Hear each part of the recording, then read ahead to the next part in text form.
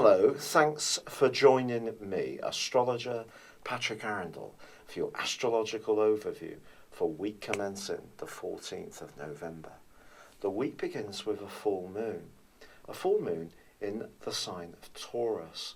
The sun, in opposition, is in Scorpio, but forging a quincunx to the planet of surprises, Uranus. It's possible, therefore, that when it comes to our shared resources, or how we manage our assets, there could be something of a surprise that's set to spin into the open over the next couple of weeks. It may be that we don't actually want to stick to the rules of something that we've agreed to, and we might want to do something more individually rather than collaboratively. On the other hand, it's possible that this energy can bring to the fore something that's rather stuck and needs some fluidity and some flexibility in order to solve the problem. And Uranus, in this sense, can actually be a very much a force for good.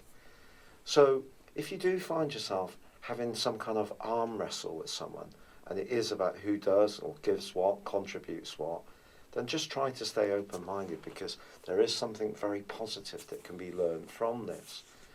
This particular full moon could also make you aware of some kind of attraction you've got for someone, and it could be at a very sensual level. But it's not the only big influence that's in town this week, because Jupiter, the planet of growth and expansion, that's in the sign of Libra, is continuing to forge a right angle with tiny Pluto, the modern ruler of Scorpio. This can give us a tremendous amount of desire and ambition and self-confidence, but it's very important that in achieving our goals that we don't do so in a way which is detrimental to anyone else. Mercury, which is in the sign of Sagittarius now, also forges an amazing link with Mars. If you're wanting to get together with friends, plan some kind of outing, share a moment of fraternity, this is certainly an aspect which can provide a lot of motivation and also a lot of clarity in order of how it's going to unfold. But by the end of the week, Mercury gets into a bit of a muddle in its right angle with Neptune. This is almost going to replicate the difficult draining energy that went on between Saturn and Neptune earlier this year. But this time we're going to be wiser because of what happened with that.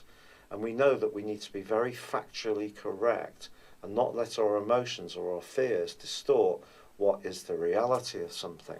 Actually, Neptune starts to go forwards after a 5.5-month retrograde, which is another thing to celebrate, and also forges a most enchanting link with Venus.